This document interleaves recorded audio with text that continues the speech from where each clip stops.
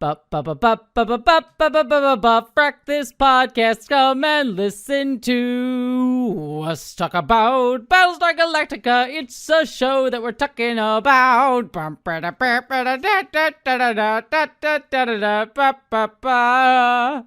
Hello, interwebs, and welcome to the Frak, this podcast. I am your wedded host, Jesse Gender, and I'm joined as always by... You say wedded? Yes, because I'm going to my brother's wedding this weekend. So that's the reason, and I couldn't think of another adjective before then. So shut up. Because I almost went with exhausted, but I feel like I've said exhausted before. You just had so much uncertainty with it. My immediate thought was, does Erin know that you have this much trepidation around calling yourself wedded? Should I tell her, or are you going to? Oh, I think it's totally fine. Well, okay, the reason I have hesitation around saying wedded is we are technically wedded. We got married at the end of last year before Trump got elected. You know this. I'm just saying for the audience. I don't know if I shared it publicly or not, but we aren't really calling ourselves like married until we have an actual ceremony. We just did it to have it on the books in case what is currently happened, which is them attacking marriage equality. So, yeah. Yep. Yay! So wedded, but I am going to see my brother's wedding this weekend, so there's that. Have fun with that. Yeah, it'll be a good time. It's Vera, by the way. Yeah, no one cares. It's fine. Yeah. My child is a high schooler, officially, as of today. Only have, 4 more years or 5 more years? I don't know how they start it now. 4. Well, I don't know. High school is 4 years. High school has always been 4 years. What are you on? And can I have some? Okay, what would you consider junior high? I don't even bother with the notion of junior high because where I live, it's always just been the middle school, which is 6th through 8th. Okay, so yes, 6th through 8th. I don't know what junior high is. I've never known. Well, that's what I'm saying. Well, middle school, junior high, it's same thing. 6th through 8th. Mine was not that. Mine was 7th and 8th. 6th grade was still considered elementary school at my school. But also, it's weird because my school was a K through 12 school. Like all of them were in the same thing. So really, 7th grade wasn't much different than 9th grade. So it all just kind of like folds into each other in a weird way. So I don't know what you normies do. But like 6th grade is junior high, is like elementary for me. 7th through 12th grade is all technically high school. There's not really much of a delineation between junior and high school to me. Okay, let's simplify it. My child has begun attending a brand new physical space, a brand new campus to do high school for this and the following 3 years after. Okay, that makes more sense to my brain. Someone in the comments, please support me that I'm not the one weirdo that was set up. My graduating class was 49 people. So, and that's again K through 12 school. Good grief. Like my entire K through 12 school probably has less than most city high schools. I believe it. It's just weird to me because like I live in a small ass town, but the high school is not small because it is also an internationally known private school. So there's 1,000 students at the high school this year, which is 1/7 of the population of the entire town. Damn. All right. So there's so much teen angst going on, I'm sure. Yes. Yeah. It's a lot. I'm excited for you to have your own even further teen angst to deal with. I'm sure you've already been dealing with it, but now I'm sure you're just going to get more. I mean, the thing is, like, my kid's been acting like a teenager since they were 10, so whatever, man. Yeah, that makes sense. That sounds like your kid. Oh, shut up. Just full of drama. Not full of drama, full of sarcasm. Full of sarcasm and spite. Yes. Okay. Now you get, that's my kid. There we go. I've never met your kid, so I'm just going based off of I think you probably passed on. Well, I hope you went and got some back to school things at the store and didn't have to go through the black market to get them because today we're talking about the infamous Battlestar Galactica episode, Black Market. Huzzah! Huzzah! Are you going to do comments? I am going to do comments. All right. Getting into comments for this is Resurrection Ship Part 2, which was uh our favorite episode of the show. Oh, Like yes, this absolutely. Of uh course. let's see. This is from Romler said, a lot of people suspected Kane wouldn't last long just because Michelle Forbes has always been well known for wanting to constantly move forward in her career and not be stuck in one role for long. Most famously, and this I did know, Kira from Deep Space Nine was supposed to be Ro Laren from Next Generation until Forbes declined being bumped up to a main cast role. Ah, So, interesting. um, yep. Fushigi Yugi fanboy, who I do not, I probably terribly misspelled that or said that, but said outside of some character beats in season 4, I'm 100% with Jesse. Season 3 and 4 are fantastic. So that's at least giving me some hope that we're going somewhere. Good. Let's see. CrassyNet22 said Vera's rant about Ronald D. Moore due to the Adama Roslin kiss is unfortunately undercut by that actually being an improvisation by Olmos. Ronald D. Moore certainly approved of it and maybe even got additional takes of it, and Vera's larger point about people throwing in unnecessary romances is still valid, but that exact scene isn't necessarily the fault of Ronald D. Moore. I'm not even sure that was the worst rant I went off of. So fine, he can have that. I mean, he still chose to keep it in, you know what I mean? So Yes, it's he did. still an active choice. He still takes partial responsibility for that, but like I'm pretty sure that was not my angriest rant. Yep. Let's see. Oh, this one you'll appreciate. Arsenal says, Vera, I agree so much. It is so crap whenever a character's like, I don't know why I'm doing this, but if you're going to do that, you have to explain it, preferably soon. If you leave it like you're not if you leave it like this, you're not doing your job as a writer. Everything has to have a reason. And if Starbuck is going to have a proto-fascist lean that has to be explored, there needs to be a sinister music at least.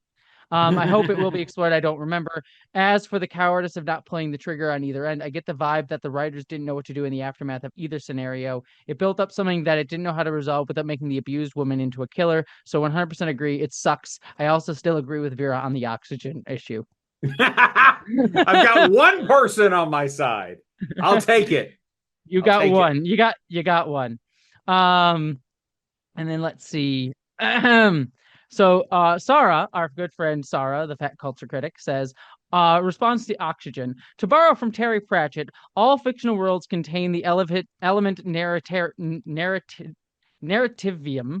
Apologies. Very obviously playing with the word narrative, which is sufficient with it, which in sufficient qualities bends the laws of science enough to bear the weight of the story. Therefore, the only relevant question is whether the narrativarium field is strong enough. Yeah. And then she also said, R.E. Sorkin, I think of him as the American Wagner, big into myth making, enjoyable as art, beware of the ideology. Yes, both men would detest the comparison, and that amuses me. Well done, Sarah. Very well done. Yes. Yeah.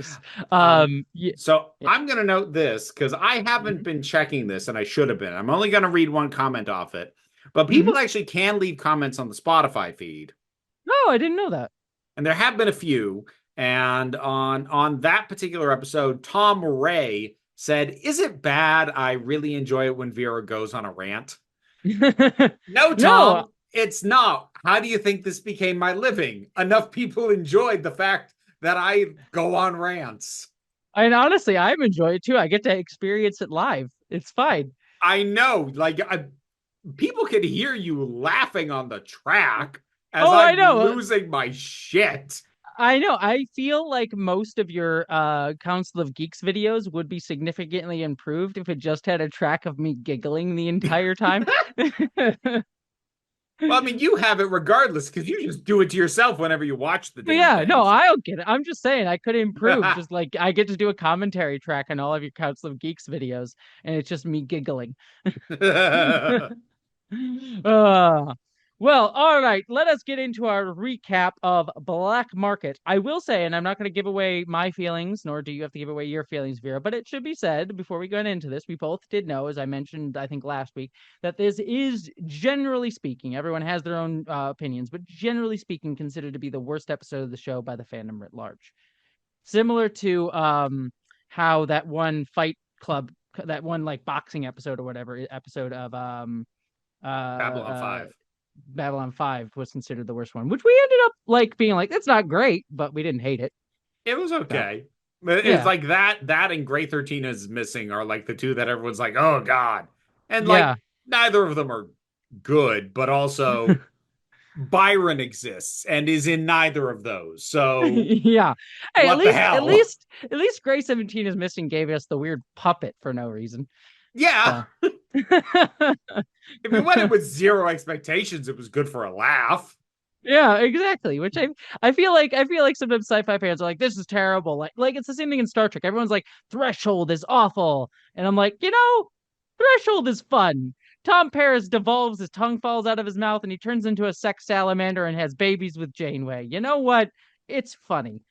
See, like, here's my thing. I think fundamentally that a lot of fans, and you might be on my side of the fence on this, a lot of fans Hmm. have a fundamentally different definition of worst than I do. Hmm. Hmm. Because I think for a lot of fans, they think worst is the most incoherent plot term or the worst effects or it's such a tangent of an episode. It has nothing to do with anything, and they despise that kind of thing, which is why I had to dedicate almost an hour to explain my pick for what is the worst Doctor Who episode, because for the record, it's the Idiot's Lantern from series 2. But so many other people cite stuff like Space Babies or In the Forest of the Night or Hmm. Kill the Moon or, all sorts of other stuff that like has a lot more like this just doesn't work Hmm. issues. That to me can't like that can be bad. That to me doesn't shouldn't occupy the worst. The worst is for when it fundamentally drops the ball and does something honestly kind of abhorrent, which is why The Idiot's Lantern is the worst episode of Doctor Who, because it is morally reprehensible. Hmm. So now I will say that Interstellar Song Contest is giving it a run for its money, which I did not expect to happen. I still think Idiot's Lantern is slightly worse simply because it is just flatly doing the horrible thing. Whereas at least in Interstellar Song Contest, there is the vague veneer of allegory. It's real thin, but it is there, which gives Yes. it just that tiny bit of distance from the horrible fucking thing it's doing. But that Yes. is always what I will consider to be worst, way more than like this is weird and strange and the effects suck. It's an interesting conversation because there's been an interesting this is a longer tangent that we should get into, but I'll at least bring it up because it's something I've been thinking about. Because who was it? It was FD Signifier did a video that I thought was really interesting where he was talking about like movies that were trying to break down toxic masculinity but did it in terrible, dumb ways, like Joker 2 being kind of an Mm-hmm. example of that, or even the recent the anime Attack on Titan, which is kind of like, Yep. ooh, fascism bad, but we're still gonna do a whole storyline about like the fascist character being bad, and we're gonna and there's like a weird veneration of the character, kind of like Starship Troopers problem of like, yeah, it's ironic and saying this thing is bad, but you can also just take it on its face, is that thing. And he made this Yeah. point of like, you know, it's okay. Like, I'd rather have, and I guess his point is he'd rather have it, but it's like, I'd rather have morally abhorrent media that's good than like bad media that's like saying the right thing. And I'm like, I don't necessarily know if I get your point, but I don't necessarily know if I'd rather good media that's like entertaining media that's saying abhorrent things. You know what I mean? Yeah, So I don't think I agree with that. Now, yeah. like I do have like pinned for a video later this year talking about just how your media diet is not your morals. Yes. So I'm going to be dealing with that as an entire freaking thing. But like if you were going to make me choose, I morally abhorrent messaging, quote unquote, well made just makes it more likely someone's going to adopt it. Yes, that's exactly it's kind of my problem with Strange Star Trek Strange New Worlds. It's not that Strange New Worlds is like the most evil propaganda ever, but it's very normative, like messaging that sometimes gets into abhorrent things just by falling into normative stuff that is abhorrent and normalized right now. Yeah, Which stuff is that like, is normalized, but sure as hell shouldn't be. yes, exactly. And that's what a lot of the season is. And that's why I'm like, it's entertaining, but I kind of get angry at it because there's a lot of people being like, yeah, stop thinking about it. It's entertainment. I'm like, that's very anti-intellectual. Like, if you want to escape, like, if you enjoy it, you're having fun with it. That's okay. I'm never gonna yuck anyone's yum for having escapism. Like you're allowed to do that, but you also shouldn't get angry at people being like, no, this does actually have fundamental problems in like attack people. It's just an anti-intellectual way to go about things. And I'm like, Strange New Worlds to some people is entertaining this year, but they are not willing to critically engage with a lot of its messages. And again, and I'm saying this to listeners, I'm sure some of you out there too enjoy it, just knowing my audience. Like, I'm not saying you're a bad person for enjoying it. You may even disagree with me on my take on it, but I think there are different ways to have a conversation about it that just frustrates me. So, anyways. I'm writing my review of Strange New Worlds right now, so I'm hyper thinking about it a ton. So Well, why don't we uh try and slog through this sucker? yes, let's actually get through Black Market here. All right, let us start off with our recap. We do yet another of the things that I know Vera already hates, which is we start off with a flash forward of a scene from a scene further on in the episode where Lee is pointing a gun at none other than Bill Duke in some sort of bar area, and Bill Duke says, "You're not going to shoot me. You're not like me." Okay, let me say this up front. I got nervous the instant we were dropped into a scene already in progress. I was like, oh, don't do that. Because, like, here's the thing.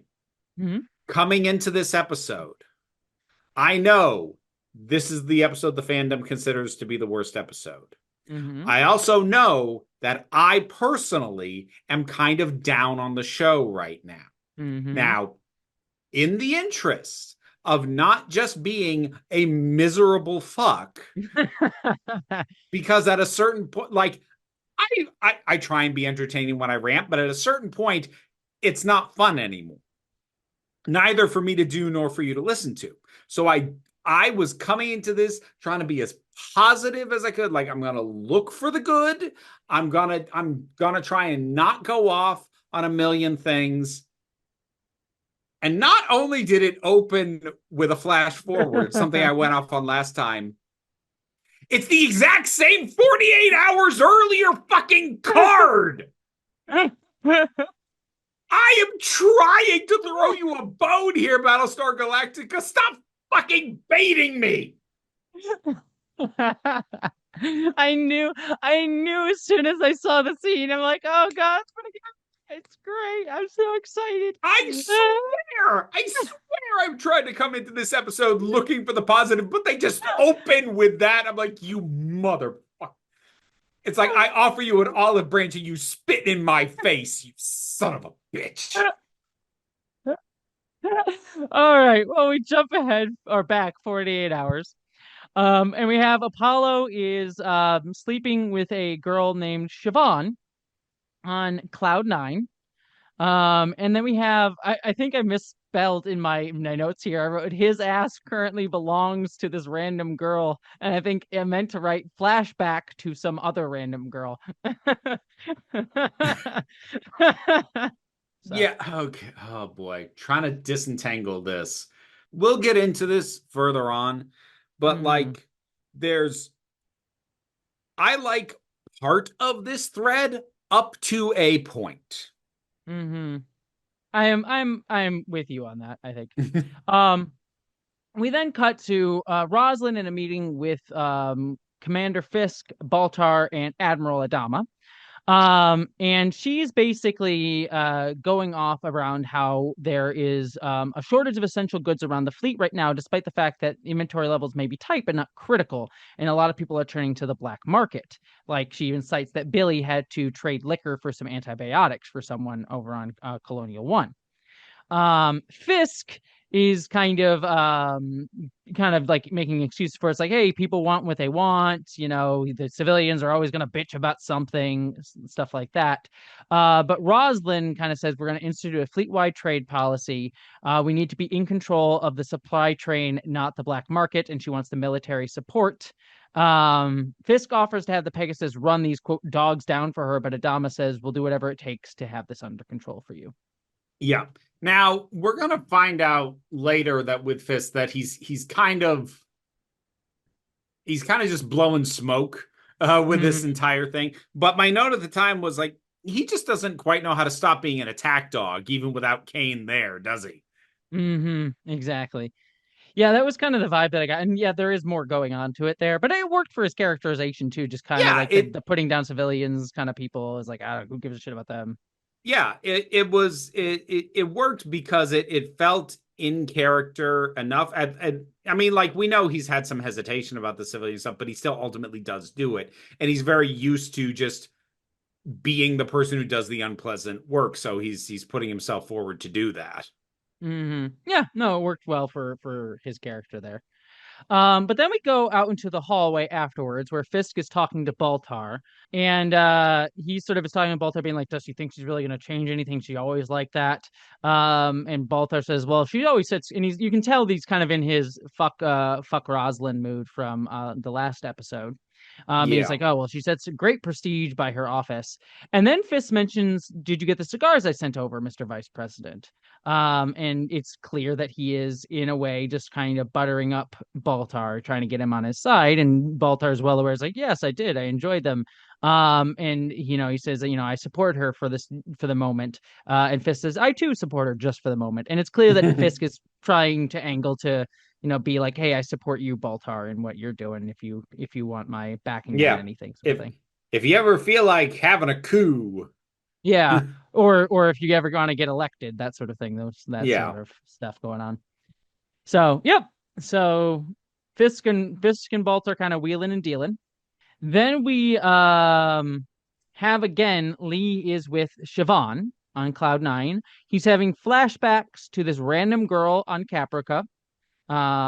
So Well, we don't even know like where it is. It's just this random flashes and like, oh boy, it this irritated me with both Siobhan and what's her random face. ass girl. Yeah, who the hell knows? Yeah, this annoyed me with both of them that because of the immediate jumping in on them and combined again with the shooting style that is in close and usually in motion and often with stuff obscuring the frame a little bit because Hmm. it's more handheld and real that way. I spent multiple scenes going, am I supposed to recognize these women? Yeah. The answer is no, but because we don't really see them super clearly for a while, I didn't know that. My problem wasn't even that. It was that we didn't get enough time to actually look at their faces for a little bit, like look at who these women are.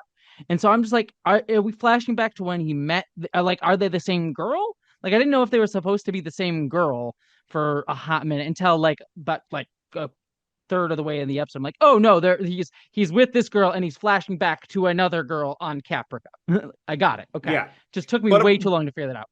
But of course, the question that I had once realizing, no, I was not supposed to recognize Siobhan. And I figured the other one, like, okay, you're flashing back to random shit. That one you'll come back to. But once I realized I wasn't supposed to recognize Siobhan, I just wrote down, okay, so who the fuck is this? That having been said, we're going to get an answer in a minute. And it's an answer I actually like. Me as well, actually. So we do get Lee, he gets up from the bed that he's sleeping with Siobhan in. He notices some pills. She said she got them from a friend, from a friend, from a friend.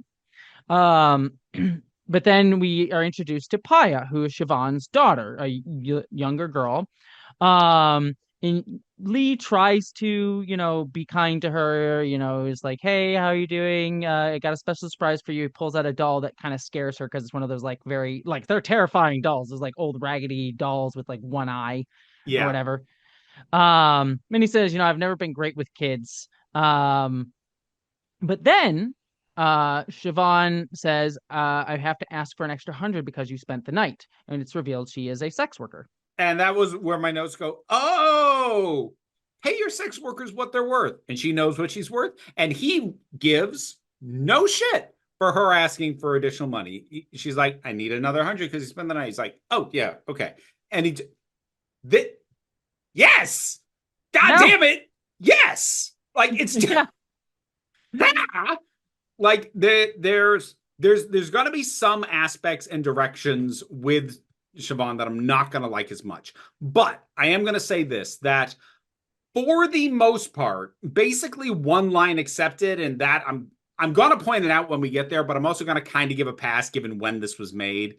But basically, one line accepted, the show does not moralize or judge her for what Hmm. she is doing, nor does Lee or really any of the characters actually pass judgment on her for performing sex work, which Hmm.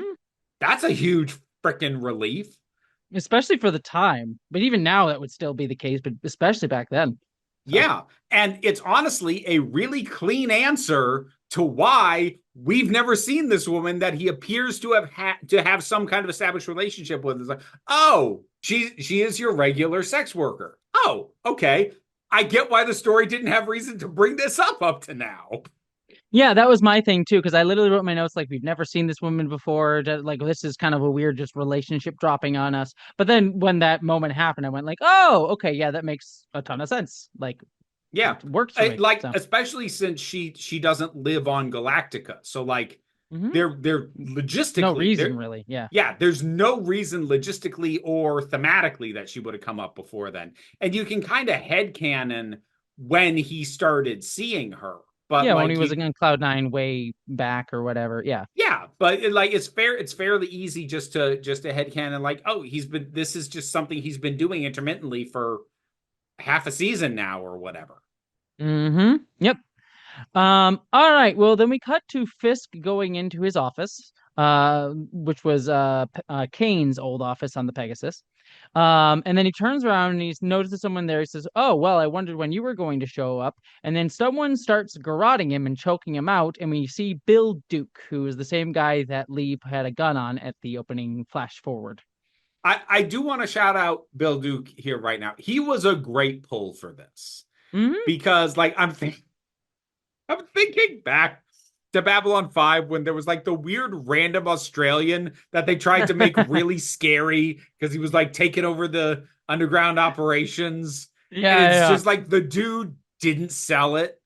And like the actor tried, he couldn't sell what they were trying to get him to sell. He didn't have that presence. Bill Duke does. Oh, Bill yeah. Duke steps on set and you look at him and go, "Oh shit." Yeah, I don't want Like to fuck with this guy. that's just your gut level reaction seeing this guy and the energy he puts out. You're like, oh, I'm gonna shut up and not piss you off. That is his entire energy, and it works so well for a part like this. This was excellent casting. Yeah. You know who did also have great presence for a drug dealer? The Mantis. We need to bring I back the fucking knew Mantis. it. I fucking knew it. God damn it. We need to bring back the Mantis. Hashtag bring back the Mantis in Battlestar Galactica. I think even this is just something that's part of the initial pitch of it. In the original Battlestar Galactica show, the Cylons, the Cylons that they fight, the robots, were Yeah. actually just like controlled by bigger aliens who are like evil bug people. I think I've never seen the show. This is just how it's been explained to me. So I think like we could see the Mantis there is what I'm saying if we go and watch that show. So just in case people didn't listen to our previous podcast, Yes, I should explain. Yes. Jumpgate. In the first season of Babylon 5, there was a recurrent crime lord who was just a big ass mantis, and I'm actually pretty certain was the same puppet that was used in that first season of Buffy with the one episode where the teacher was a mantis. Yes, yeah, I'm sure, yeah. So I ripped on the mantis a lot. Jesse was a mantis defender. I must have softened at some point because I remember what his actual name was. Do you? No. You traitorous whore. Narath. His name was Oh. Narath. Well, I don't care. He's a Mantis. He's not a real person. 180! Complete flip. The script, it's just been completely flipped on this entire issue. You don't know us. You think you know us, but you don't. No, I'm just taking the lessons I learned from Strange New Worlds. We don't care about people unless they're human looking. Oh, shots fired. Oh yeah. Wait until you get to that episode, my friend. Oh Um boy. anyways, I will also say the Mantis does die. There's a Babylon 5 novel that's canon where it's like referenced that it got killed pretty horrifically. I think it's like crushed, like it would squash a bug. So Yeah. yeah, fun times. Anyways, so we have Apollo coming back to the Galactica. He has more flashbacks of the lady from Caprica, as well as him floating in space a little bit, his time resurrection ship part 2. But then we cut to Coddle. Which that part I'm fine with. Like if they were going to put so much emphasis on that before, let's have it mean something. Let's have it have some lasting stuff because it didn't mean anything in the damn episode. Yeah, and it's come back a couple times. Like I think last episode when we were going after the sort of anarchist terrorist group or whatever it is, however you want to qualify them, the peace protest people. There was a mention by Starbucks. He sort of was like asking Lee how he was doing after that, and he kind of avoids the question. So it's come Yeah. up a couple times. Um, Anyways, we then cut to Coddle doing an autopsy of Fisk, who has been we get to see his neck. He's been pretty grisly Oh garroted. yeah, like it's that thing sawed into his neck to like to the Adam's apple. It's woo, it's gnarly. Yeah, it was a good makeup job. R.I.P. Fisk. I'm kind of sad because I didn't like Fisk as a person, but he was an interesting character, so He I was was an sad to see him interesting go. character. That said, this is pretty on par with the way this actor's Yeah, characters tend to die because, as I mentioned, he plays a lot of scumbags and a lot of crooked cops and a lot of stuff like that, and they tend to meet this kind of end. So it's on brand for him. yeah, definitely works. Um, Coddle finds in Fisk's mouth a coin, and there's a kind of a thing, and he's talking to Adama and Lee about it. Adama heads out and he says to Coddle, I just want to note this because it's a funny line. It's like if you find anything else, let me know. And Coddle says, if I find anything else, I may retire early, referring to the coin in the mouth. Yeah. So I just like Coddle. He has that Dr. McCoy energy that I'm always here for. Yep. So No, I like him. but anyways, we go into the corridor. Adama is talking with Ty. Sorry, it was to Ty, not Lee. And Ty is sort of worrying about like, oh, maybe we have a Cylon in the fleet. That's who killed Fisk. And Adama says, I'd rather prefer that than the alternative because it means if we're killing our own, all the Cylons have to do is sit back and watch. Yep. Valid point. Mm-hmm. But then we get to Adama having a meeting with Lee, and he says, I want you to lead the investigation. And Lee sort of says, well, why don't you put someone on the Pegasus on it? And he says, well, Kane's influence still lingers right now, so I want someone that I can trust.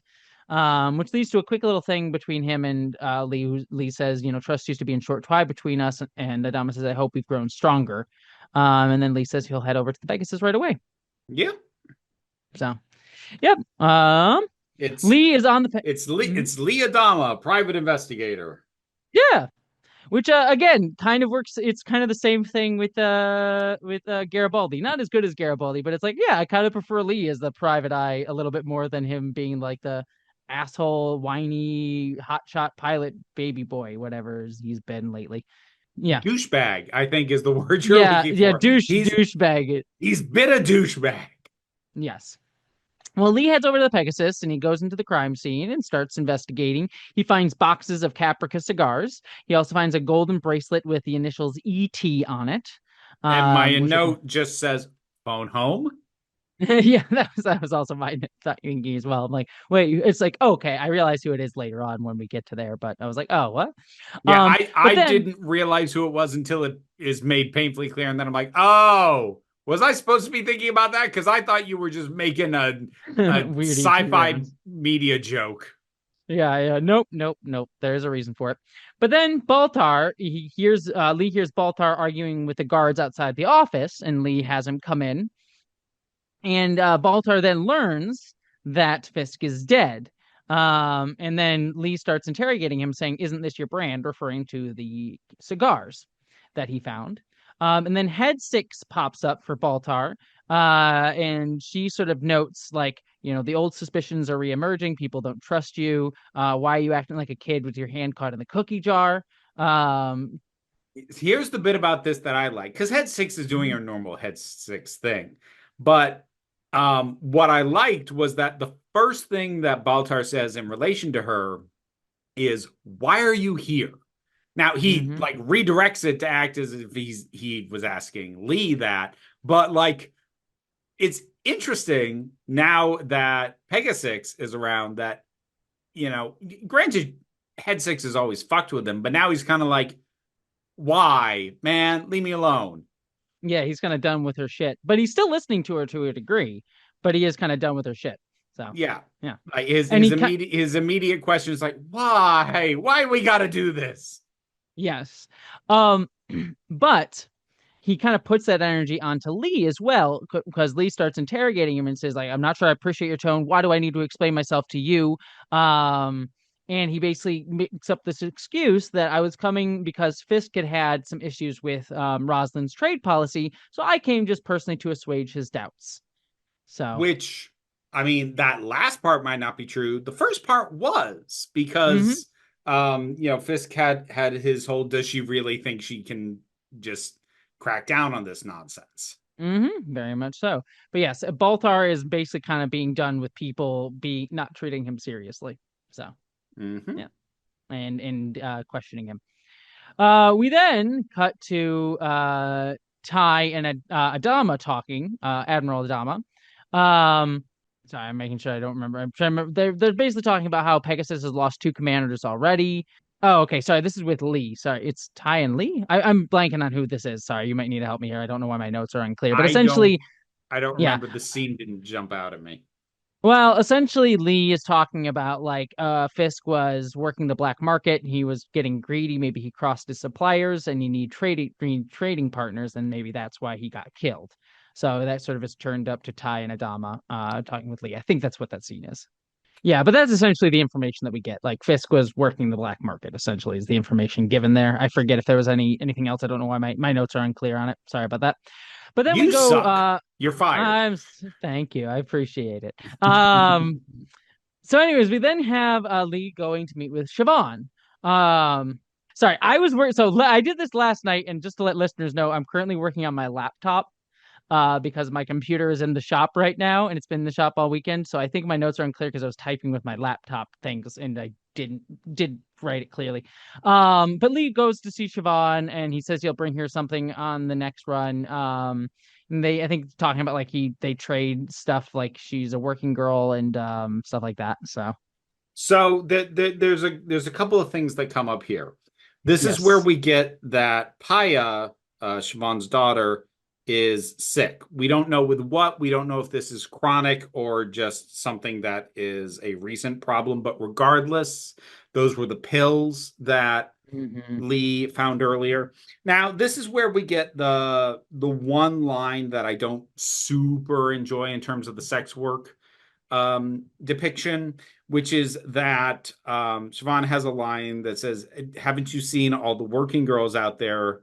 They'll do anything to make it stop," sort of referring to the shortages of supplies and whatever Hmm. else. And I don't like, it's not an inaccurate line under the circumstances, and I get it, but it is my one moment of kind of because while it is indirect, that does assign a sense of shame, painting sex work as a thing that only desperate people out of options would do, which, not a super big fan of that. But that having been said, that is very Hmm. much on the low end of negative sex work sentiments from this point in time. That is incredibly mild. Yeah, yeah, yeah. So And yeah, and that was the thing that I mentioned earlier. Like, I'm going to object to one line, but I'm gonna kind of give it a pass because of when it was written. But this is me pointing it out. yes. Well, then we have a scene between Ty and Lee because Lee goes and asks about the bracelet, which appears to have been Ellen's, and Lee basically comes to Ah, ask him if fuck. she's there. Sorry, Yes. give me a second. So I don't want to turn this into an entire thing, but I get, for people who have not heard me talk about sex work before, because I talk Hmm. about it a bit, but to be clear, just because I don't want to start a fight in the comments, I am not saying that desperation is not a reason that people do this kind of work. It absolutely is. And part of why that is a reason is because it is generally shamed and frowned upon in society. That having been said, not everyone who engages in various forms of sex work does it out of desperation, has that strongest sense of shame to it. And I think that societally in our depictions, we would do well to be careful about automatically assuming shame and desperation on the part of anyone doing it. So just so I'm sure that people understand where I'm coming from and don't start to uh yes and me in an argumentative way in the comments. Like I know it's all complicated. I've done extensive videos about some of these topics, so I'm touching on lengthy stuff in a brief way, but I'm just trying to balance my nonsense here. No, fair, absolutely fair. No, totally agree. Well, anyways, back to Ty and Lee. He was going to question Ellen about her bracelet that was found in Fisk's quarters, but she's not there because we don't want to pay the guest star. And I noticed that. Like, we're not paying you for one scene. Get out of here. yeah. Well, anyways, Ty says basically he reveals that he's the one that traded to Fisk, and Which, for the record, I don't believe. mm, I think he's covering for his wife.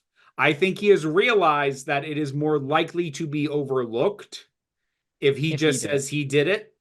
Now, does it matter a great deal that I think this? No, it actually has no real impact either way. But that was my immediate thought is like, you're lying. It doesn't really matter within this scene, but I think it might matter in terms of the dynamic with your wife, but I think you're lying to cover her ass.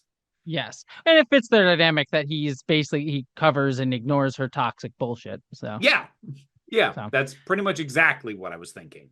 exactly. And Lee takes note and he calls Ty out on this. Is like, oh, you have real liquor, you have a bunch of fruit, you have nice things in the office. And Ty basically says, don't play holier than thou. There's nothing I've done that others haven't, including you. Which we flash to Apollo in flashback trading for things for Siobhan. So he Again, is. mostly the antibiotics, Mm-hmm. And then Lee says that doesn't make us right. It just makes a lot of people wrong. So. which actually a valid point. Mm-hmm. Yep. Um. Let's see. We then cut to Lee boxing by himself in the gym, but then D comes in, and I'm sure this was your favorite scene of the episode. What the fuck are we doing? Yes. Well, God damn it, man. D points out that Lee hasn't been in training lately, and he says, "I didn't think you needed me holding your hand." And he said, and she kind of takes it as an insult. He's like, "Sorry, I meant it as a compliment." She has to speak freely, and he says, "You don't need it, and you can speak whenever you want." And she says, "I want to know where this is going. Is there something going on between us? Something's definitely changed between us." And Lee says, "I'm not sure what you want me to say," and she says, "Don't say anything." So, like, this again, I'm trying. I'm fucking trying with this show, but Jesus Christ. This is the kind of shit that is the reason that I declared no more cis straight men as showrunners on anything anymore, because just this assumption that because you arbitrarily had them share a couple of scenes, oh, well, we got to address the sexual tension in the sexual attention. Like, what? Why? Why is this here? Why any of this?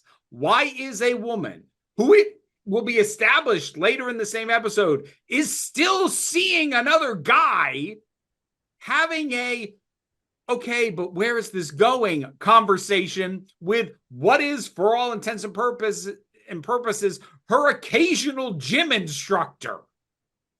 Like, what? And her superior. I mean, that too. I wasn't even going to broach that nonsense because I don't have the energy. It's too stupid to put that much effort into picking it apart. It's just, what? Why is it here? Yeah. Why?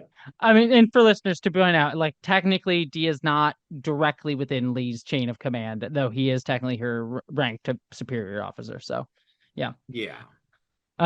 Yeah, it's God, yeah, I am with you. It's again, I hate to keep digging into Strange New Worlds, so apologies, listeners, especially if you like it. I'm not trying to hate on you if you like Strange New Worlds this year. But it's the same thing with that show for me, where it's just like, God, why we just like, oh, like they danced once in an episode, so now Spock and Lon are together or whatever. Like, it's just like, all right, what are we doing? Like, no one knows how to actually write romance. Where's the juice? I Yeah, just not want the juice. yeah, Give especially me some longing, some yearning, some like, oh, I want to fuck them, even if that's how like, shallow you want to go. Like just anything about like any sort of feeling beyond like, they almost kissed when they fell over one time in an episode like half a season ago. yeah, like what I hmm. Heteros, you're all on notice.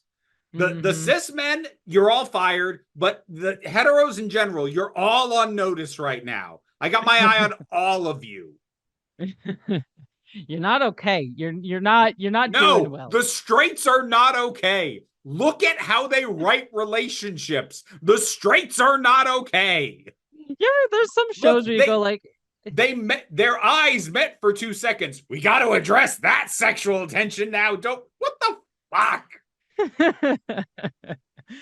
I laugh to keep from crying. Oh, Um, anyways, so that's addressed. Lee gets a call from Siobhan, then he goes to see her.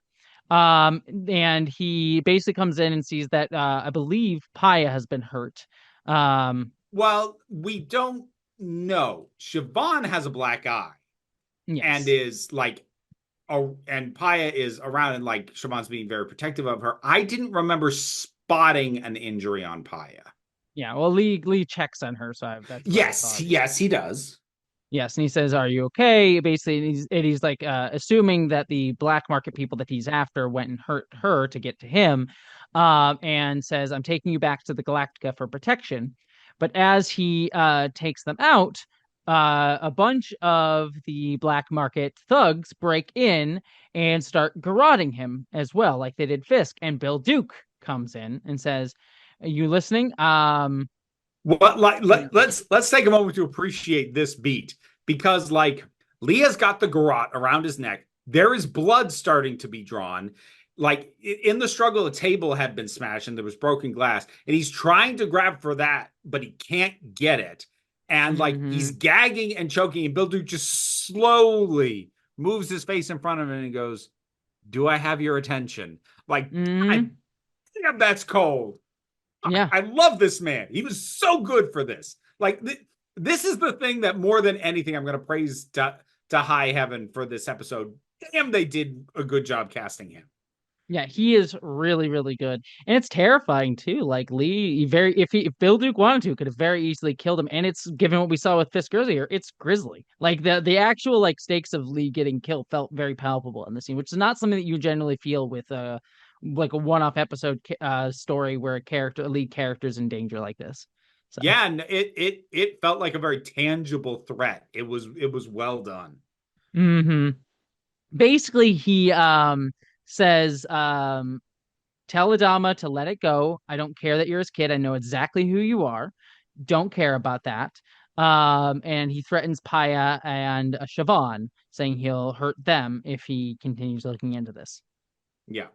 This is the one other aspect of the sex work that I'm a little mixed on because this is getting into a like a pimp dynamic, which I don't super like seeing depicted. That having been said, these dynamics do exist, and especially if you're dealing with a story in the heart of the black market, it makes sense to do. I just kind of have a personal aversion to them because it's very common in a lot of media, even stuff set like right now, to still have sex workers having pimps, even though if unless they are literal street walkers, there isn't much reason for them to have that Mm-hmm. anymore, and yet it's still a staple of depiction. So like I had to kind of like calm my gut instinct of going, oh, God damn it, and go like, well, okay, context. It does actually make sense. It's not the worst in terms of this sort of depiction. That's fine. Like Yeah. I don't like seeing it, but it's not because it's badly done here. I would really love your opinion if you ever watched the show Veneno, which is a really fantastic show. It's a show about a very famous Spanish trans woman. It's really, really good, but it talks about her history as a sex worker and like depicts it. In my opinion, it seems to be done very well and very tastefully. But I'd be very curious to hear your thoughts. So, Well, it always gets dicier when you're dealing with someone's actual real life story. So like my immediate mm. question on all of that is always how much did you change? Because uh, like my my general thing is going to be if you changed it to lean into the bad narrative tropes that otherwise didn't exist in their life, then I'm going to get mad. But if this shit is accurate to what actually happened to somebody, I'm just going to keep my mouth shut. Yeah, no, it's according to it, like the show is written by the actual biographer of Veneno who worked with Veneno when she was alive to write the book. So like it apparently is fairly accurate, at least accurate within the artistic license that the show takes. Yeah.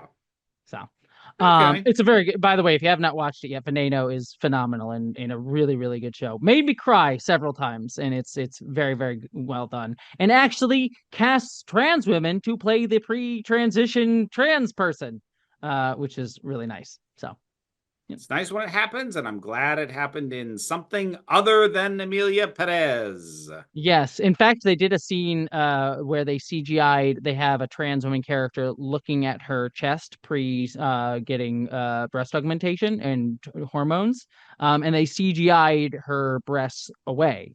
Hmm. So that's where you can actually use CGI to do that shit. Yep. Apparently, the actress gets dysphoria watching the scene, understandably so, but it's Well, just interesting. yeah. Yes. So yeah. Anyways, we also get we get a flashback in a flashback in a flashback here. Yeah, this cascading bullshit. Because yeah, like he after Bill Duke sort of stops killing Adama sort of passes out and he has a flashback to him sleeping with Siobhan, and then he, while in the flashback with Siobhan, flashes back to the girl from Caprica. And Siobhan says to Lee, like, "Oh, you hurt her, you loved her," and like those things sort of in and out of the flashback. So yeah, we just get that cascading flashback moment there. It's very quick.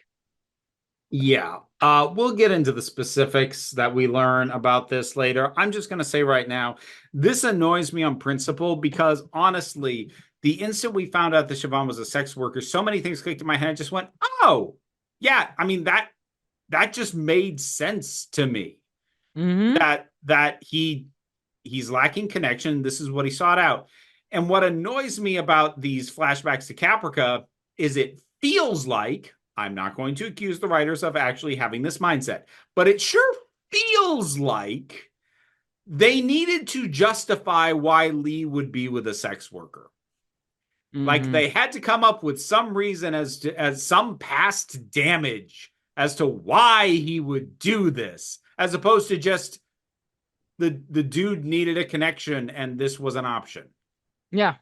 So, Yeah. eh. Yeah. And yeah, we'll get there when we get there. But Yeah, yeah, I and do that's know. separate from the specifics, which we'll get to. Yep. Well, Lee wakes up, um, and he calls for medical and security team because there is the dead body of the guy who was garroting him in there. So presumably, well, we'll get there when I get there. We have a quick scene with Baltar and Rosalind. Baltar comes in and she's adjusting the number because people have been dying, so she adjusts the number down. Um, and she basically wants to have a talk with him. She says, I'm never quite sure where we stand with each other. Why do you think that is? And he says, I don't know. I have respect for you and your office. Um, she asks him about like why he was going to see Fisk, and he gives her the same line. I was trying to, talk to him for you and explain some of the policies. I took it upon myself to do that. Um, and she basically says, look, I'm grateful for you saving your life, and I know you had unease about assuming the presidency. So I'm going to offer you an out. You can resign and resume your scientific work. No one will question it and consider it a second chance. But Head Six points out like she's doing this because she's afraid of you. Um, because Yeah. and it, To which his immediate response is why?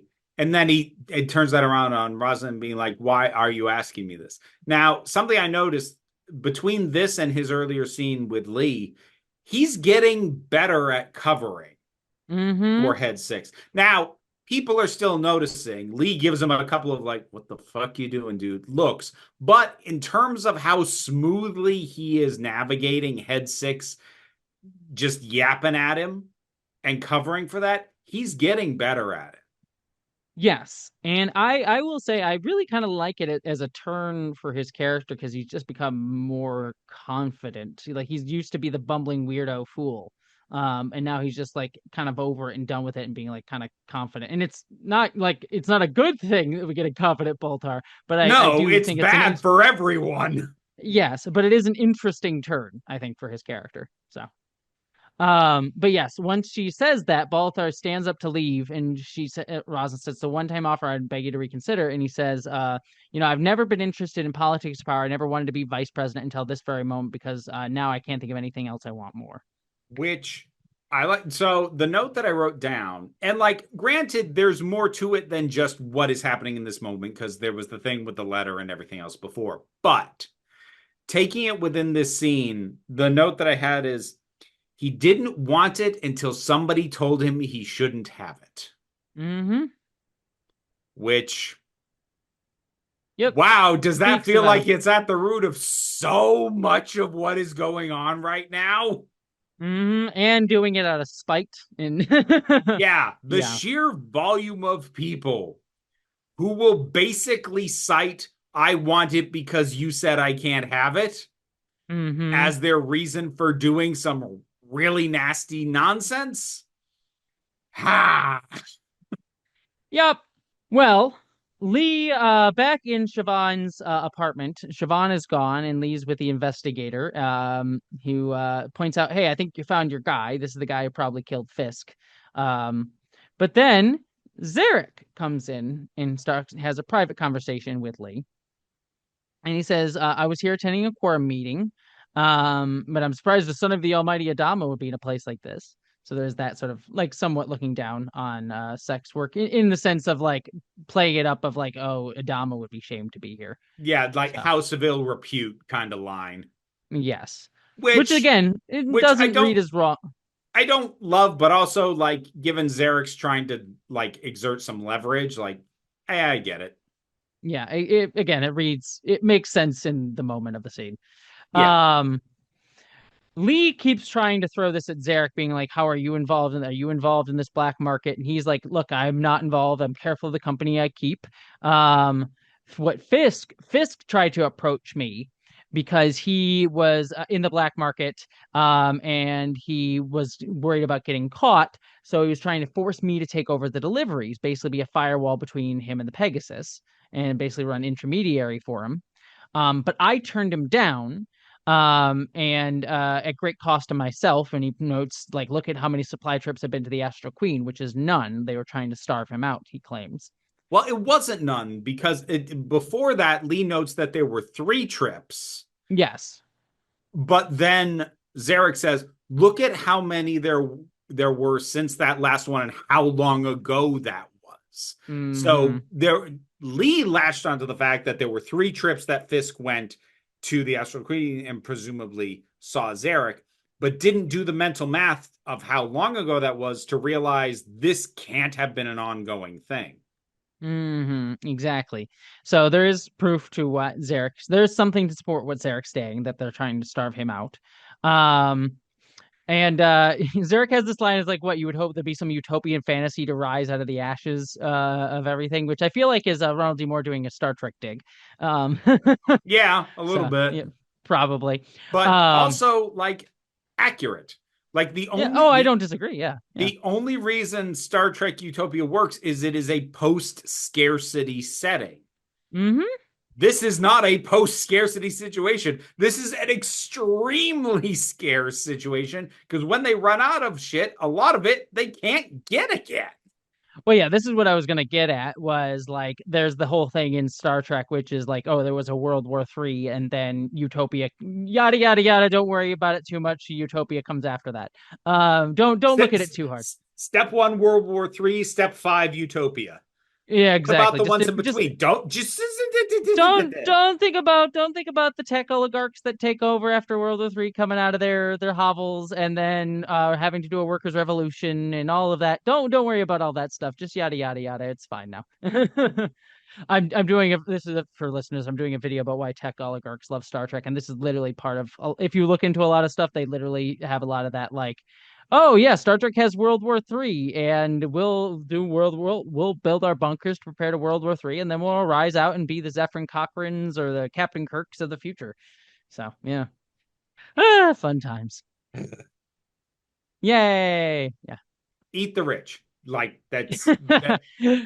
Let us not forget Look, that if you, is a I'm motto just that doesn't stop being accurate. like if look, I'm just saying, if I ever get to control Star Trek, I am making clear I'm gonna have a character just offhandedly reference like, oh yeah, World War III, that time where we literally ate the rich and killed Mark Zuckerberg or some such nonsense. You know what I mean? Like I'll make it very specifically canon that it was a workers' revolution that caused World War III, and not keep it vague. But anyways, that's my pitch to y'all for a Star Trek. And Anyways, that pitch is why they will never hire you because they are I know. cowards. I know.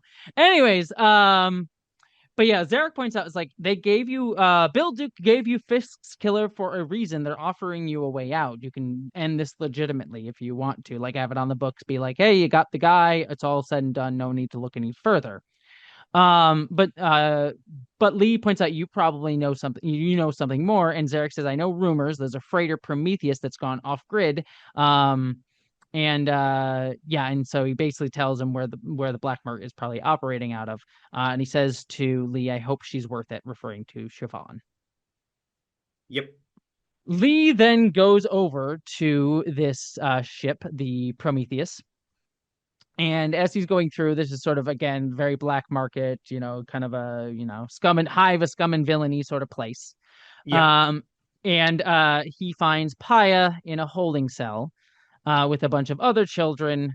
Do you want to address this now? I can get into it specifically. Or we're just gonna, yeah, we'll come back to it because he talks about it later on overtly.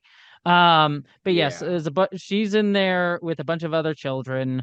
He says, says I'll come back. You're gonna be fine, and I promise you. He goes into this kind of bar slash brothel place that's there, and Bill Duke is there.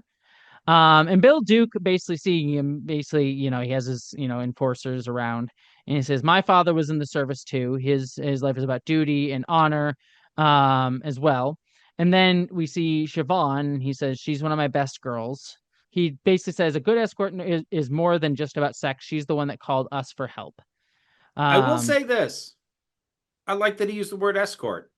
I would mhm. have expected the words hooker or whore to be said normally in a scene like this, especially from a character like that. It's a small thing, I know, but seriously, when it comes to depiction of sex workers, take the small victories. Mm-hmm. He basically reveals that Fisk tried to force them to renegotiate to get a better deal for him. And I also gave you the killer so you could close the case. The fleet needs us. We provide. Without us, people would have nowhere to turn for things. And then Lee, this is what I was alluding to earlier. Lee points out the children. How are they helping the fleet? And Bill do says everyone has needs. Others are more demanding. So basically, he's been doing child trafficking. So Yeah, which. All right, so there's the general ick factor of like, why the fuck did you have to go there? yeah. And then there is the repeat of the recurrent issue that this simplifies the morality of the situation.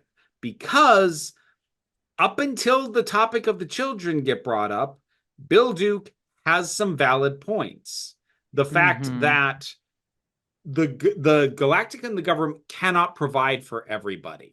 And if they didn't have some means of at least trying to get what they want through the black market, they would simply tear each other apart. He refers to the black market as a pressure valve. And it's an interesting point. It's a nuanced point. Mm-hmm.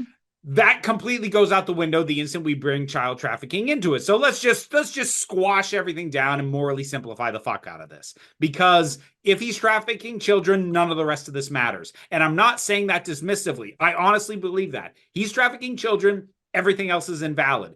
But that is Mhm. so frustrating as a writing decision. Yes, it makes it very, very easy to be like, all right, he's a bad guy who we can deal with, sort of thing. Yeah. Yeah. Yes. If I could have a crack at rewriting this episode, I would remove Praya from it entirely. Yeah.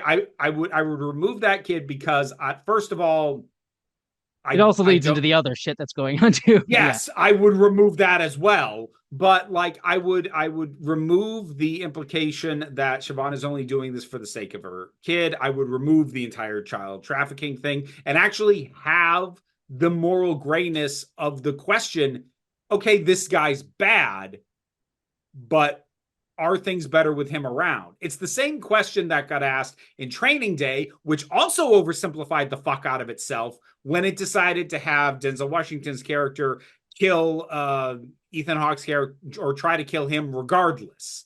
Because the Hmm. instant you found that, I was like, oh, well, now he just has to be the bad guy. All ambiguity, all mixed morals are, is it worth having a bad person around if they're doing something that kind of needs to be done? All that goes out the window.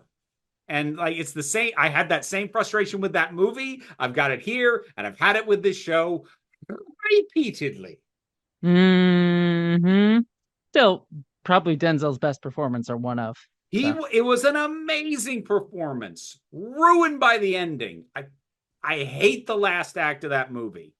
yeah, fair, fair. Boring action schlock. Dropped the ball so badly. Hmm. Well, anyways, Bill Duke points out, I'm not like my old man. You're not like yours. And Lee and they pull a gun on Lee, but Lee then fights them and gets the gun and points it at Bill Duke. So we're right back to where we had at the flash forward at the start of the episode. Which we And he didn't need. yes. And Lee says, you can't kill me because the Galactica knows where I am. And, I want Siobhan. I want Paya, and I want you to shut down your operation, which Bill Duke says, shoot me. I made you a fair offer. You're not, which says, you're not going to shoot me. Um, I'm gonna note something here. Lee's demand is for Siobhan and for Paya. Paya was not the only child in that cage, but she is the only one he's negotiating for. Now, to give some benefit of the doubt, it is possible that he was just trying to negotiate for her out right now, knowing that she is sick and needs immediate care, and was intending to come back and help the rest of the kids. I don't know that. And normally I wouldn't be in the mood to give Lee the benefit of the doubt. I am going to on this case, though, because otherwise, if I don't, then I would have to never, ever, ever be okay with this character ever again. I'll play a little devil's advocate even more here again. Sorry. He says, I want Siobhan and the girl and for you to shut down the operation, which does imply he wants him to just like stop the child trafficking. Not necessarily get them out of there, which again, you can go back to being like they should get to a safe place, get them somewhere taken care of, da da da da da. I don't disagree. But I will say there at least is some implication that he's like, I want to take my girl and the kid that I like, which is like again him being possessive and weird. But yeah, it goes into the other part of the story. But there is at Yeah, least a but little implication of like, I want you to stop the child trafficking with his demand here. the problem is, and like he might get away with this because I think this line comes after, but the problem is like there is a line from Bill Duke that's like, what's paid for is paid for, implying that even if he were to like shut down operation, if somebody's already bought these children, he's still gonna complete that sale. Hmm. Yeah. So, well, yeah. So there's at least that. But then, Lee gets the gun. He's pointing it at Bill Duke. Uh, you know, um, My note at this point was literally get some balls, Lee. well, Because he does. He does, but like he is standing there with like the hesitation of the gun and like, oh, I don't know if I can, whole But thing. then he does shoot Bill Duke. Good. And then all of Bill Duke's enforcers just kind of watch. And they're like, all right, it's done. Which And he I actually like because it'd be easy to turn into a whole big damn shootout. hero action scene as they all go from, but like their boss is dead unless any of them in specific intend to take up that role. It's not to their benefit to go after Lee right now. Yes. Yes. And he basically says, you're still in business. But if you touch a child, if you hold back medicine or there are more killings, I will come after you again. So he basically shuts down the child trafficking, or at least makes the demand to shut down the child trafficking, the medicine, and the killings. Yeah. So there is at least that element as well. But then he goes over to Siobhan and he says, it's over. And he says, you can come with me or whatever. But then she pushes back and says, stop, I can't be what you want me to be. You want me to be her. That's what this is about. This is what it's always been about. I'm used to being a replacement for a lot of things that men can't get anywhere else. And then we get a flashback Or to, that men can't get anywhere else or that they lost. yes. And then we get a flashback to Lee with the girl from Caprica, and we get basically revealed all these flashback. What the context for these flashback scenes is that Lee was with this girl, whoever the hell she was. She wanted to have a kid, and he was afraid, so he pushed her away from it, and then he basically kind of ran away from the relationship. There's actually a light implication she might already be pregnant because Mm-hmm. like she has it's not said, but there's this moment in the flashback of her like touching her own stomach that to Mm-hmm. me visually kind of implies that maybe she She was actually pregnant. already, yeah. Yes. But then we get the shot of Caprica exploding. So the presumption is she's dead. And so the kid is also dead, whether it was born or not, however long ago it was. Yeah. So, What is this lore drop? yeah, right. That was my thing. Like, what is this for? Like again, the only reason that I can think of that to have this is to try and like come up with some psychosexual explanation for why Lee is seeing a sex worker, which is unnecessary. And you definitely don't need, like, you didn't need to do this at all. You definitely didn't need to go this hard because what the hell? hmm Yeah, it's very dark and a lot. And yeah, again, it's like, it's basically he's trying to replace this dead lady with Siobhan and Paya. He's like, she even says, I'm not her and Paya's not and will never be your child. So yeah, Like, I don't. the thing is, it's the kind of thing that maybe could have worked if, like, earlier in the show, like maybe in conversation with people when they're like talking about, what they've lost or whatever, if he had ever mentioned, there was someone who I was seeing, but things like if there was an established Yes, baseline that's that this woman existed, if there was any establishment of that prior to this episode, maybe this could have worked because it could have gone from, oh, that girl he brings up sometimes, to contextualizing it into something firmer, as opposed to what it actually is, which is just dropping this shit out of fucking nowhere.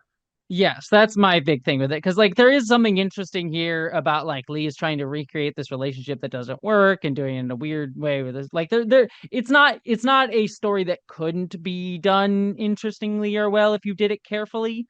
Like again, the big asterisks of if you did it carefully. Yeah, which they're not. Yes. Well, and most shows don't when they try to do something like this, but this is made even worse just by the fact that this comes out of fucking nowhere. On top of the fact that like it's already a hat and a hat with like again, it makes sense that he's with a sex worker. It doesn't need any more justification, but it is like this sex worker character comes out of nowhere this episode, and then you do another like, and he also had another girl that he was seeing out of nowhere too. It's just a weird hat and a hat that isn't needed. That Yeah. draws attention to the artificiality of the whole story in a way that like just having him see a sex worker would not have. So, Yeah. so yeah, yeah. And like Anyways, and like honestly, there's a real simple way to resolve all of this. Remove the kid, remove the flashbacks to Caprica, and just have this be something he started. Like, they don't firmly establish how long he's been seeing her, but just have this be something he started doing after the unintended spacewalk, where like Mhm. he's trying to reground himself. He's trying to find any connection he can, and he's feeling distance from the people that he would normally connect with. So he goes for this connection that he's able to get instead. That is all you need to do. It would 100% justify it, and it would simplify this convoluted knot that they've created. Yeah. It Yeah. feels like they just got way too up their own ass in the episode, trying too hard to like, ooh, what if we did? And then he had a flashback back to Caprica and he's got damage from there. Ooh, what if we, yeah. Yeah, no, like how about you just have him dealing with the stuff you actually showed us happen before? How about we just do that? Yeah, Crazy exactly. idea. Yeah. Hat on a hat, hat on a hat. Well, we then get Apollo, Dama, and Roslyn all talking to each other about the resolution of all this. We hear from Adama that the Pegasus has accepted Galactica, or Lee says Pegasus has accepted Galactica's conclusions. Prometheus, we're going to keep an eye on them. Roslyn attempts to be like, well, we can't accept this. Like, criminal enterprise is not a matter of choice. But Adama supports Lee, say I've given him full authority on this. And Lee sort of argues there's always going to be a black market, but right now we know names, faces, and we can monitor the situation. Which that's also really good. And Mm-hmm. also really accurate. Because so again, you get on my soapbox, and I am gonna link it to sex work because that is a black market product. Selling sex is a black market product, but like actual law enforcement took major issue with the stuff that was done that shut down websites like the Backpage and the Craigslist personal sections because they law enforcement was able to monitor those spaces, not even necessarily just looking for sex workers, but looking for people who were using the same channels as sex workers to do way worse stuff like human trafficking. And they like a whole bunch of law enforcement people said flat out, you're making our job harder by shutting these places down because now we don't know where business is being conducted. We did, and we used to be able to check it, and now we can't. And that is basically the argument that Lee is making here. Like, look, I know you like that they don't exist, but we can't stop it from existing. And at least right now, we know where they are, we know who they are, and we can keep an eye on how they're actually going about doing this. Mm-hmm. And that is insanely accurate to actual real life law enforcement. And it's part of why when political priorities, like this is actually a really good illustration of how the priorities of politicians fuck up the actual practical implementation Mm-hmm. of I was law gonna bring this up enforcement. if you, yeah, Yeah, because like understand most of law enforcement is fucked from the top down, fuck the police. But at the same time, if you're going to have law enforcement, the best way it's ever going to function is by being able to have its own discretion to know, okay, yes, I know that's going on, but that is minor and I should be focusing my resources on this. And when politicians put their thumb on the scale and say, no, I demand you prioritize this, it just fucks up everything. And this yes. is actually a pretty solid demonstration of that. And it's nice to see Lee push back for, given the circumstances, both allegorically and in the real world, I would say the correct perspective on this. Yes. Two things too, and also one just want to mention too within that, like just, and I know you know this.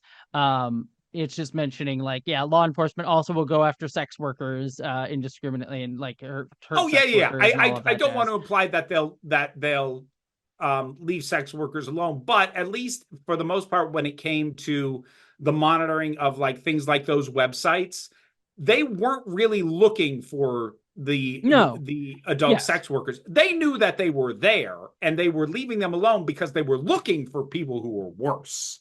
Yes. And I knew you know that, and I know you were Yeah, yeah, implying yeah, it. I yeah, just yeah. I wanted to make sure it was said. Oh yeah, Um, yeah, yeah. In one-on-one interactions, law enforcement is atrocious to sex workers. Well, yeah, and Absolutely. also too, we'll go after sex workers too, and like arrest sex workers when like for doing their jobs and da da da. There's a whole bunch of other stuff, Oh yeah, especially yeah, with yeah. law enforcement. A So whole bunch of other stuff is messed up. So don't take my pointing that out as being like, oh, law enforcement is fine. No, they're not. They're not. yeah, It shouldn't be illegal in the first place. Most of the reasons it's dangerous is just because it's illegal. If it was legal, it would not be anywhere near as dangerous to do. Yes. No, just wanted to say that. I again, no, Vera knew that. No, she was never implying anything to her, but I just wanted to make sure it was stated for anyone who Nope, was wondering. nope, valid, Um, valid, worth clarifying. yes. The other thing as well that I will say for this episode for me, which was I like this also as a development for Lee. Not even just in the sense that he's correct in this situation for the reasons that you stated, but this is also Lee has been the uh idealistic on his high horse guy, like the young Mhm. idealist character throughout most of the series of like, this is how the government should 100% function and everything's perfect and this is the way it's supposed to work and I will, I will stand up for my morals at all times every single moment, which is not like the way he's been used has been kind of annoying and douchebaggy. But there is worth through that kind of character in a show. But this is an interesting evolution on it where he's like his idealism has now been forced to reckon with like the pragmatic situation in front of him. So that's Yeah, an interesting direction for his character, and I like this as part of his arc. Again, I don't always like how his arc's been portrayed because he's generally been the idealistic douche nozzle, getting on his fucking high horse kind of guy. Um, but this is a good way to take that type of character. So yeah, I won't disagree. For all the bullshit that is in this episode, this is actually one of the better showings for him as a character. yeah, I would actually And agree. Like there was nothing that Lee did in this episode that, like, outside of the stuff that we chatted about, there's nothing really in this episode that made me be like, ah, Lee, you were a dick. yeah, like yeah, and it's not even like just the moment at the end. Across the episode, this is definitely one of his better showings. I would generally agree.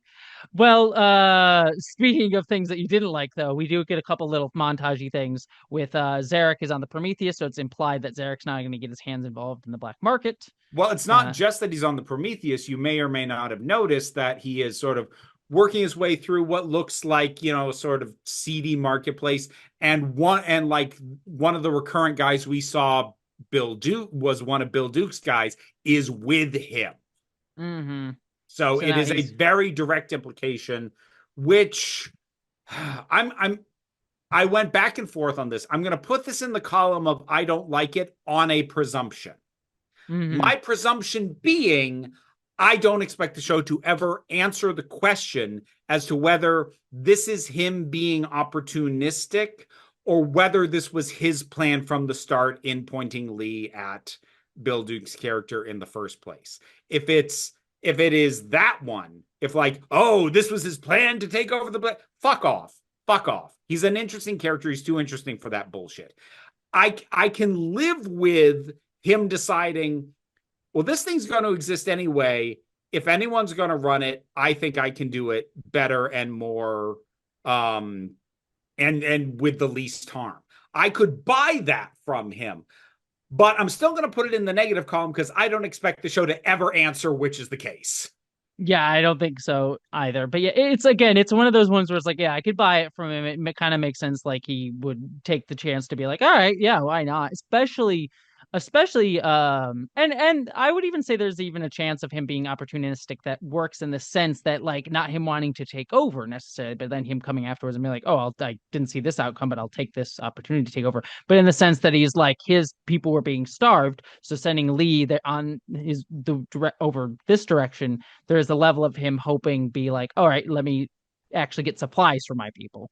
You know what I Yeah, mean? So like like there's a pragmatic political like material reality that he could have actually been hoping for by setting Lee on this path. That yeah, would have been opportunistic. there are ways to make it work and make it interesting. The least interesting option, which I'm not going to say is overtly implied, but is absolutely hanging in the air and is not disproven, is that he just wanted to take over this thing and use Lee to do it. And the fact that they don't give evidence firmly that that isn't the case alone makes it a negative for me, because that Mm, is a oversimplification of this character. yes. Well, considering this story isn't liked, guess guess how much you assume they come back to it. Um, Mm. Yeah. Anyways, we then also have final. Oh, we have a quick little scene where Lee watches from a distance Billy in the D in the gym kissing, and D kind of gives him a look over there. So it's like, yeah, D's still with Oh, Billy, and so why was she going after what this whole yeah. like we gotta just attention with Lee thing? Yeah, like that was the thing. I became more annoyed by this whole thing, the fact that we have this scene, and like Billy's doing that thing where he's like holding her feet down and she's doing sit-ups. And yeah, like she comes up and he kisses her, and then she looks over and there's Lee, and it's this whole like, and the shots like, oh, they're looking at each other like through the gym equipment. Oh, it's all obscured. Like, what the fuck is any of this? And Yeah. I would hate it less if Billy wasn't here, because honestly, part of me was hoping, oh, are they just never going to show her with Billy again and we're just left to assume that things didn't work out? No, let's just firmly establish that they are a thing. So now it makes me wonder, D, what is your fucking deal? Yeah. At least have a conversation being like, we in an open relationship with Billy. Like, it's fine if you want to see Lee and Billy at the same time, but I hope there was a conversation there, you know? Which I promise you there wasn't, just because of the weird guilty look she gives Billy after, Oh, I'm after she sure. Yes. after she stares at Lee for a hot minute. Plus, it was written by monogamous straight people, so of course Yes, they're not going to think of that that. was gonna be my point. It's like polyamory, what's that? Or like having an open relationship that isn't judged in some way, or about like this woman dealing with the fucking men and the possessiveness of men or whatever. What's that? Ugh. Man. Anyways, we then end the episode with Adama and Lee having a drink together, where Adama says the president wasn't happy, but then he points out, you've been different lately, harder to reach. I've been trying to understand. Lee says, I've been through a lot, and Adama just says, fair enough. You should have told me about the woman, and that's how the episode ends. Yeah. So, I would say, fuck you, Dad. It's not your business. yeah, right. Yeah, I mean, yeah. like, I kind of like the implication that, um, It's like Adama's upon trying to.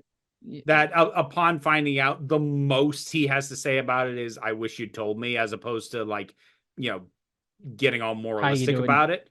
Yeah, Mm-hmm. I appreciate that, but also, fuck you, Dad. It's not your business. I actually, agree with you. I like the scene because it is very clearly like Adama trying to reach out and be like Oh a yeah, yeah. No, vulnerable dad, the but he's the not scene's really the good at scene's having emotional. fine. Yeah, he's not good at having a heart to heart. You know what I mean? No, No, but he's not trying. He's trying. not at all. Yeah, yeah. So, but he's at least he's doing it in his Adama. This was practically him like pouring his heart out. You know what I mean? Yeah, So. it's about as close as he got. Yeah. But that is the end of the episode. I am not going to have eh, nah, I'm not gonna have a spoiler minute. There's stuff I could address, but there'll be episodes later on that I would mention a future storyline that kind of touches upon here, but I'll leave it open. So what did you think of the episode? It's not the worst episode of the show. No, not even slightly. Yeah. No, like, that having been said, I do understand why people think it is, because it is doing stuff that feels like it is doing basically three things on top of each other that all feel like they come out of nowhere. The black market has not come up as a topic prior to this, so that's brand new. Lee seeing Siobhan has never come up before, so that's brand new. This fucking lore dump about this woman on Caprica is all brand new. So it is poorly constructed, not only as an episode unto itself, but also within the scope of the season. It's just a bunch of shit that comes out of nowhere in what otherwise just feels like a way to get rid of Fisk and otherwise not really do anything. Oh, quick question. Did they establish who the hell's in command of the Pegasus now? Nope, but that will come up. Okay. So, like, functionally, in terms of the overall structure of the show, this seems to only exist to get rid of Fisk. So, like, I get why certain kinds of fans would feel this is the worst, because it's sloppy, it's messy, it's doing a lot of stuff that is very disconnected from the stuff that people care about, which are some of the same reasons that people really hate that TKO episode and Gray 17 is missing from Babylon 5. They just feel so disconnected from everything else going on top of other bits of wonkiness. But, like, while I'm not going to say it's good, it has good aspects and good elements. Lee, as a character, has one of his best showings. Bill Duke was a phenomenal piece of casting, and he absolutely nails every single scene that he's in. They were shockingly respectful, especially by the metrics of the time, of a sex work character. It's not like this frustrated me, and it's doing a number of things that I'm like, come the fuck on. But a lot of them are also things that have already been going on, like Yeah, the it's not this D, episode's fault. Yeah. stuff. Like that, I'm not happy that it's here, but it's not this episode's fault. This didn't start that nonsense. So, like, I'm still gonna say Resurrection Ship Part Two is by far the worst episode of this show that I have seen so far. But again, Yeah, different people have different metrics, and I do understand why someone would come to the conclusion about this one. I just absolutely don't agree. yeah, and I think it's something you mentioned, but I'll even come at it a different way too. As this is an easy episode to point at because it is so isolated, and you can kind of because even in other episodes, you can have people be like, "Yeah, I dislike that episode, but it had that cool, like it carried on this cool thing from this this storyline that I really liked." This is so disconnected from pretty much everything outside of again the Fisk thing that if you got rid of this episode, sans Fisk getting killed, you could have just ignore it for the most part. And I think that that's probably why people are able to point at be like, this is the worst one because it's an easy one to kind of point at in isolation of itself without Yeah. having to put a caveat of like, I just like this episode, but like there's this part of the storyline that I like. You know what I mean? And this Yeah, one is just like you you can don't just have get to rid of this. unpick you don't have to unpick Yeah. a ton of shit from it. You can just throw the whole thing in the garbage. Yeah, it's an uncomplicated episode to point at and say it's bad. Yeah. So yeah, so yeah, I agree with you. It's like this is by far not the worst. It's not a great episode by any means, but it has Oh all that no. stuff that I'm like, yeah, yeah. But it's like it's got all that stuff that I generally think is like actually pretty decent. So yep. Yeah. So that is It was everything for fine. it was fine. That's everything in this episode. I will say next episode is going to be interesting to me because it is the episode that I remember the most because it was an episode that when I was younger, you could buy those episodes, you could buy TV episodes on iTunes for like Yes. $2 or whatever. So I would get like gift cards as a kid, iTunes gift cards, and I would always spend it on like random episodes of shows. But I would always do it for random episodes of because I had no actual money. It would always gift cards, so I spent it on episodes of shows that I liked, but I didn't really know episodes well enough at that point. So I'd just be like, I'll buy this one, or it was more like episodes that I knew were like ones I could watch in isolation or whatever. So I had like an episode of Deep Space Nine that was I had Move Along Home, which is a notorious episode of Deep Space Nine that everyone fucking hates. But I like it was like the one episode that I spent money on from Deep Space Nine, so I watched it 50 times. There's a few episodes of Scrubs that are the same way. I've seen 150 fucking times because it was the one episode I had on my iPod when that was still a novelty to have Yeah. episodes on your iPod. And next week's episode is one of those that I'm pretty sure I bought because it is another standalone. You can watch it without like ongoing storylines episodes. So I've seen it a fuck ton. So I never really bought the stuff on iTunes for iPod. That having been said, like they would have like free downloads of first episodes of things. mm-hmm. So there's a number of shows that I have seen the first episode of it Yes. repeatedly, never watched the rest of the damn thing. Oh, I have a few of those. There's like shows like the Black Connolly's, I think was one of those ones that I had like a whole like a one episode of the first episode of that I watched that and never again. There was there was a sitcom of some stripe that I cannot remember what it was called, but there is one scene that I remember explicitly. Like my ex-wife and I would quote it to each other. We'd both seen this so often. I can't even remember the name of the show, but it's like you've got this this engaged couple that's getting married soon, and it's in New York, so it's like their apartment neighbors or whatever, and they go see their neighbors who have been married for a while. And the only cast member in this scene who I remember is Patrick Warburton, is the husband of the couple that's been married for a while. Oh, I know exactly the show you're talking about, but I can't remember it either. Yeah. But there's this scene where the younger guy is getting all excited about the stuff that's on the wedding registry. And he's like, Mm-hmm. look, she registered for a cake plate. There's gonna be cake. And Patrick Warburton's just like, I hate to break this to you, but there's not gonna be any cake. What It's a what do you good mean? Warburton impression. She's getting a cake plate. Why wouldn't there be cake? We've had a cake plate for 20 years, no cake. But why? I don't know. We've also got a juicer, no juice, a waffle maker, no waffles, quesadilla maker. Yeah, I like no, senor.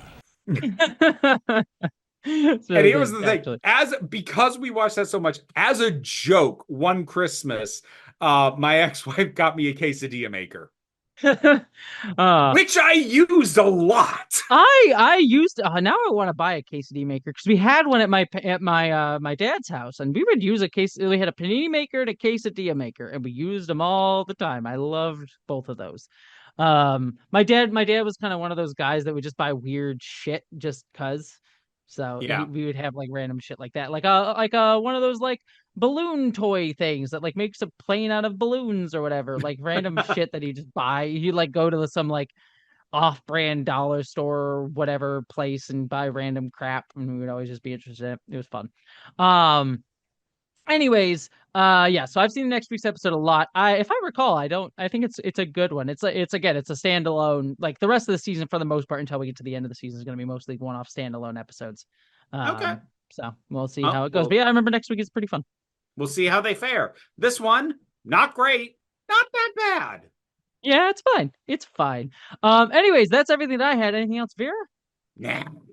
Stuff time then. Stuff. If you want to find my stuff, you can look for Council of Geeks. Patreon pays the bills, and the main thing that enables is my YouTube channel. So assuming that nothing went wrong, there will be a video up with my thoughts on how Hollywood handles musicals. I actually had a lot of fun making that one, and I haven't had fun making a video in months. So like that was a salve on my soul. I also don't expect it to do very well. So check that out. It will already be out by the time you hear this. So please check that out and validate me. But new videos every Saturday on the main channel. There's also the Break Room of Geeks, which is my secondary channel where I talk about whatever I have watched, listened to, read, or played lately. I am trying to catch up on Star Trek Strange New Worlds. It sucks. It's painful. And it's probably the last season. Just wait. Probably the last season I'm going to do. Episodes And I am 7 and 8. I'm so excited. I'm cutting you off. I'm just saying, like, episode 7 and 8, look, there's been other people who review things, and like they have also been critical of the show. But you don't have to. If you end up like watching them and you don't have it in you, that's okay. But I just cathartically, for me, need the rant on those 2 episodes. Maybe you won't feel it. Don't force it for me. But I cathartically want it. I will, and like I know you do this. Like I would literally have people comment on some of my Doctor Who stuff saying, "Oh, Jessie said she was excited to hear you rant about this because you would get your Doctor Who reviews out faster than I would." Yeah. But anyways, so aside from that, I am also so far managing to keep up with Alien Earth and Peacemaker. Enjoying both of those so far. And plus, whatever other random stuff I've been checking out. You can also find Council of Geeks on Blue Sky. And yeah, that's kind of it.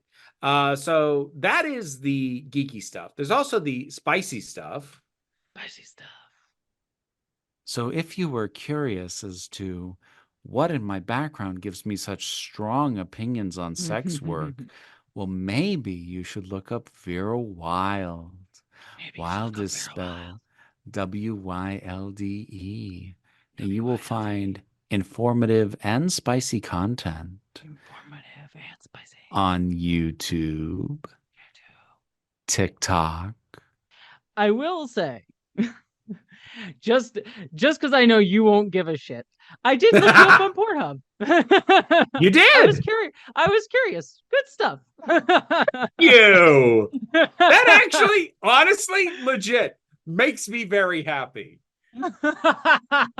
I am sexy, and I would like my friends to see that I am sexy. Yes, I have seen all parts of your body now. No more secrets. There are other friends who I know who do sex work that like I wouldn't do that because I knew they would not be okay. Or it's not even that I don't know if they would be okay with it or not, but I don't know, and so I didn't want to cross the boundary. It can feasibly be an awkward thing. Me, honestly, not even joking. If you have seen my spicy work, I would love to hear you tell me, especially if you enjoyed it. I did. And especially if you know me in real life. It's okay. I will not shame you. Ever. Well, you'll shame if it's the kink. but Well, I'll shame you because it gets that wonderful color in your cheeks that I love so much. Uh-huh. Uh-huh. But yes, I will tell you because I know not only will you not care, you'll be proud of it. Yes, and Anyways, I you am. can you can find me at Jesse Gender on YouTube where I do video essay style stuff. Coming up, probably won't be out by the time you listen to this, but will be coming very soon. I will have a season overall review of Strange New Worlds over on my main channel, a video essay format of that. I will also have a video following very soon after that. That will be Why Do Tech Oligarchs Love Star Trek? So check those. Both of those will be out in relatively quick succession of each other because they kind of build off of each other. Because there's the whole Skydance of it all that will be a mediator of that converse of those two topics. Yay! Anyways, you can also find me on Nebula, which is a streaming service that houses my movie Identities, the science fiction film that I directed, and also will house the show Subliminal, which I directed an episode of, and actually will be finally getting into the editing bay in 2 weeks. So I will hopefully be working on that. And then I am on Patreon that helps me pay my bills, where you can get all those videos early, helps me support myself. Also, there's a video already up on there that will definitely be out because it's already there. That is a 4-hour video that is about why the Ferengi are the most important alien in Star Trek. That'll be coming out live, but not until probably October, just because I'm saving it for I want to get some other videos out first before I put that one public. But that was a big video. Great. I've seen the whole thing. It's great. Yeah, I'm really proud of that one. But it's one of those ones where it's like, I know it's not like, I'm really proud of it. It's a video I wanted to do. I know it's not going to do phenomenal in the algorithm, so I want to get a couple like do better videos out first before I shove it out. Very fair. Yes. And it's there's no time crunch on it. So check out that, but if you want that video early, that's there for you. I'm trying to think if there's anything else. Oh, I'm on Blue Sky, so if you want to hear me rant about Gavin Newsom or some shit over there, I'm over there. And that's everything. Anything else, Vera? Nah. All right. Well, with all that said, I hope y'all live long and prosper. Be seeing you.